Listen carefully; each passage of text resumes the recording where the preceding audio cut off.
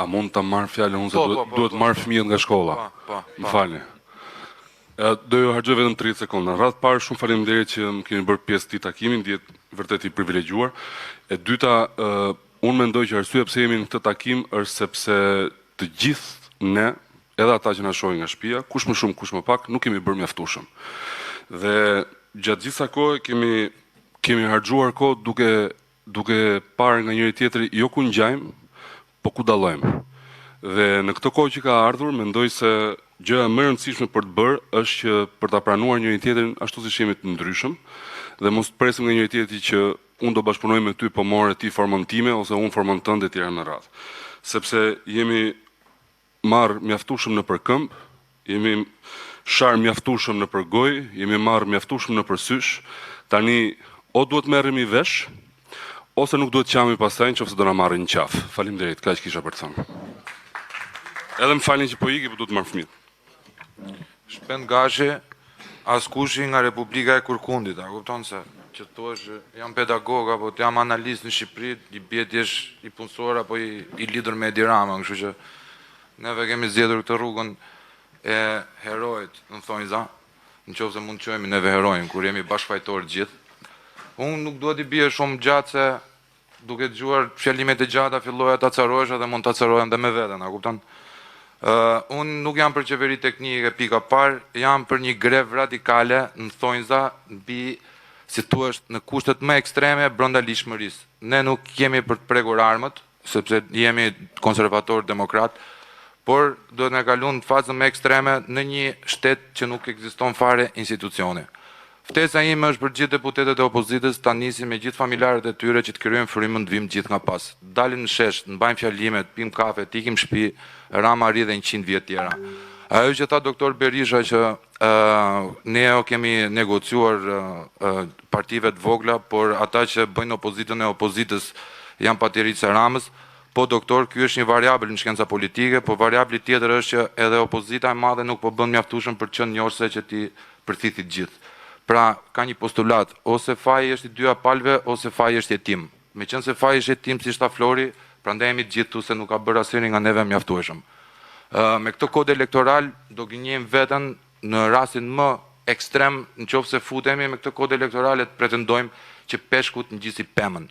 Pra, duhet të ishi pa logjikshëm të vesh me këtë lloj kodi elektorali. Dhe te kodi elektoral po prap kemi faj të gjithë si opozit, kur po fus veten këtu që kam pompuar PR, imagjinoj juve që keni marrë vendime, e kemi dorëzuar vetë me atë kod elektoral pushtetin, sepse ky kod elektoral të lën opozit. E treta, dhe fundit për mua se s'duhet i lodh, është perceptimi publik. Perceptimi publik duam apo s'duam neve, nëse jeni të huajsuar nga qytetarët, më vjen keq për juve, po perceptimi publik është një pjesë e mirë e opozitës, është e kapur me Edi Ramën. Kemi mundësinë me greva, me gjitha të ngrem frymën, ti tregojmë që nuk jemi dhe po hidhet balt mes nesh. Do të thënë, në kohë krizash mendojnë dhe duhet bëhen veprime shumë të prera. Pra, Aleksandri, po të kishe menduar që të zgjidhte nyjen gordiane, nuk do kishe nxjerr shpatën që ta priste dhe të fitonte të gjithë pasurinë që fitoi. Shumë faleminderit.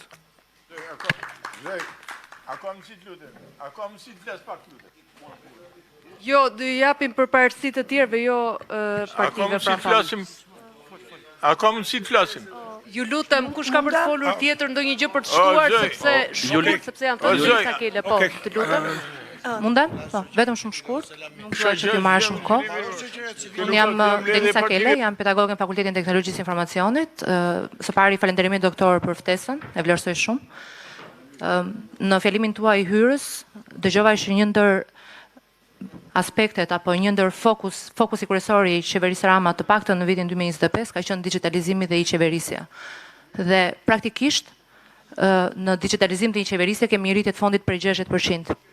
Ajo që unë propozoj është që tashme kemi kuptuar që politika sot nuk funksionon dhe nuk bëhet vetëm me fjalë, por bëhet me teknologji, bëhet me algoritme, dhe kjo është rrezikshmëria më e madhe. Rrezikshmëria e madhe është që në momentin që ne nuk kemi kontroll politik dhe nuk kemi përgjegjësish demokratike për të gjithë të digitalizim, gjendemi anemik përballë një situate dhe përballë vjedhjeve digjitale në këtë kohë moderne. Propozimi im pa u zgjatur Dr. Berisha është krijimi një departamenti teknologjik dhe të inteligjencës artificiale pranë opozitës, Partisë Demokratike, për arsye fillimisht kontrolli dhe ndoshta auditimi politik i të gjithë teknologjisë së qeverisjes që neve tashmë kemi në pushtet, për t'i treguar qytetarëve të gjithë paqartësitë digjitale që ata kanë, të gjithë tenderat që tashmë janë duke u vjedhur në një lloj forme për këtë qeverisje në vazhdim, pra kemi një buxhet të shtuar mbi 20 milion euro këtë vit vetëm për inteligjencën artificiale dhe është totalisht e paqartë. Ajo që unë sugjeroj është krijimi i këtij departamenti për auditim fillimisht, por edhe për një ndërtim alternative që juve t'i tregoni qytetarëve se çfarë do të thotë transparenca teknologjike. Dhe tjetra, mendoj që është jashtëzakonisht e rëndësishme që Partia Demokratike dhe Opozita të jetë tashmë përgatitur teknologjikisht në momentin që nesër do vinë në pushtet. Pra pushteti nuk mund të na gjejë duke improvizuar teknologjinë. Kaq kisha, faleminderit. Përshëndetje. Me që të gjithë kemi konverguar në një mendim që është protesta popullore ajo që do arrëzoj këtë regjim. Unë vi nga Durrësi. Në Durrës dje ishte një protest sepse Durrësi u përmbyt. Fatkeqësisht i përmbytur 2 herë brenda një viti. Durrësi që akoma nuk ka marrë veten nga domet e tërmetit, domet në banesa, domet në biznese të qytetarëve Durrësit. Durrësi ku jo vetëm durrsakët e ri, ata të Durrësit të ri, por u përmbytën kësaj radhe dhe durrsakët e vjetër, për shkak të abuzimit të rënd, të mosmirëmbajtjes së rritit kanalizimeve ekzistuese dhe të abuzimit që tha profesor Berisha me hidrovorin e ri që u bë, por që nuk është fare funksional. U përmbys i gjithë Durrësi nga ujë, por në fakt në Durrës ka kohë që përmbytja ka filluar me varfërinë ekstreme, me hikjen masive të rinisë dhe përveç Durrësit të ri duhet kërkohet të shkatërrohet dhe Durrësi i vjetër. Durrësi i vjetër kërkohet të shkatërrohet nëpërmjet projektit TIT, një projekt i cili në mënyrë të dhunshme kërkon të shkatërrojë zemrën e Durrësit në interes të mafjas së ndërtimit, të marrë zemrën e Durrësit, ta shkatërrojë në emër të rivitalizimit me zona të gjelbëruara.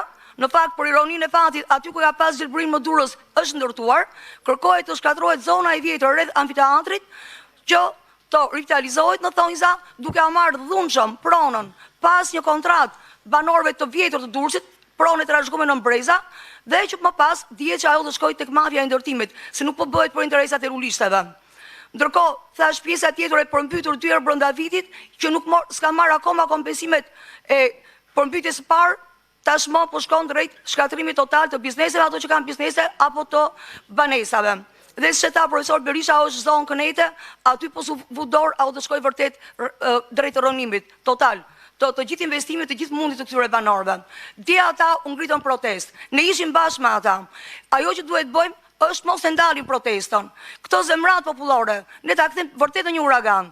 Ne t'japim atyre shpresën dhe besimin që ne gjithë opozita, jo vetëm PD-ja që pa diskutim është kryesore e opozitës, po që të gjithë nuk ka vend për ndarje, duhet bëjmë këtë frontin që shumë mirë që profesor Berisha bashkë me të gjithë të tjerët të opozitës e thirrën sot. Ato frontin e përbashkët. Opozit është populli tash, nuk janë vetëm partitë e opozitës. Partitë e opozitës kanë detyrimin moral, detyrimin qytetar, të rinë pranë njerëzve, çdo ditë aty në protest me familjarët e tyre dhe mundësisht të takojmë derë më derë çdo person dhe t'ja bëjmë qartë që kjo qeveri dorëzohet duke ushtu ky uragani jon i protestave i zemratës.